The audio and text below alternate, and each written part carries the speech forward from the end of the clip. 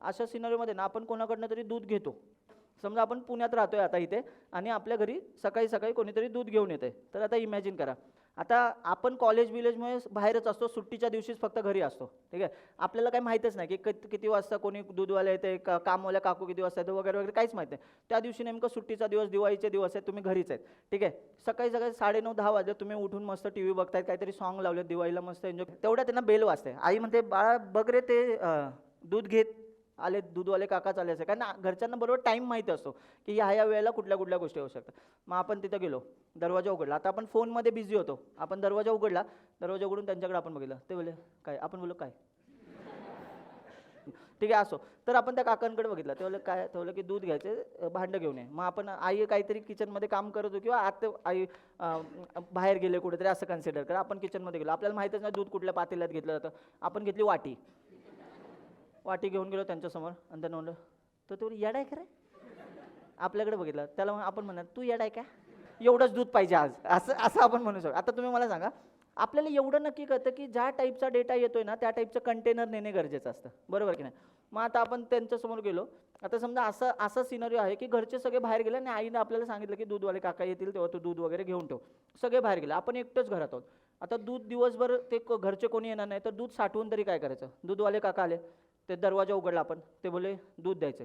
आपण त्याला बोललो स्टोअर करून काय करू. मला सांगा, तुम्ही स्टोअर करण्यासाठी दूध का ठेवतो माहिती आहे का आपण, कारण तेच दूध दिवसभर थोडं थोडं वापरलं जातं. सकाळी चहाला, दुपारी खाण्यासाठी वापरलं जाईल, संध्याकाळी चहाला किंवा रात्री कोणाला चहा प्यायचा असेल त्याच्यासाठी. याचा अर्थ कंटेनरमध्ये ठेवलेली गोष्ट आपण नंतर पण थोडी थोडी वापरू शकतो, पण एकदाच तुम्ही केला नंतर कसं वापरणार. या 2 लाईनमध्ये तोच डिफरन्स आहे. आता काही लोक होते, हे इंटरव्ह्यूला कसं सांगू, हा प्रश्न इंटरव्ह्यूला विचारतच नाहीत. मग तू म्हणा तू का सांगितलंय, मी कन्सेप्ट म्हणून सांगितला, ठीक आहे. मग आता ऐका, ह्यालाच अजून एक गोष्ट तुम्हाला माहिती आहे का, पायथनमध्ये एक गोष्ट लय भारी आहे माहिती आहे का. पायथन सोपं काय माहिती आहे का, इतर प्रोग्रामिंग लँग्वेजमध्ये ना तुम्हाला ज्या टाईपचा डेटा असतो ना त्याच टाईपचा कंटेनर लागतो. म्हणजे हा जर डेटा इतर प्रोग्रामिंग लँग्वेजमध्ये असता तर मला इथे इंटिजर लिहायला लागलं असतं, पण तुम्हाला माहिती आहे ना पायथनमध्ये डेटा टाईप लिहावं लागत नाही. मग एवढे दिवस लिहिला नव्हता, एरर कुठे आला. म्हणजे आता मला सांगा, मी हा कोड कंपाईल केला, रन केला, तर याला एरर आहे का. अरे बघा एकदा नीट, एरर आहे का कोडला, नाही आहे. रन करूया, दिसलं आन्सर आलं. याच्यामध्ये मी कुठे डेटा टाईप वापरला का, पण याचा अर्थ इथं डेटा टाईप नाही आहे असं नाही. पायथन काय म्हणतो, तुला किचकट जाऊ नये म्हणून मी स्वतः आयडेंटिफाय करेल ह्याचा डेटा टाईप काय.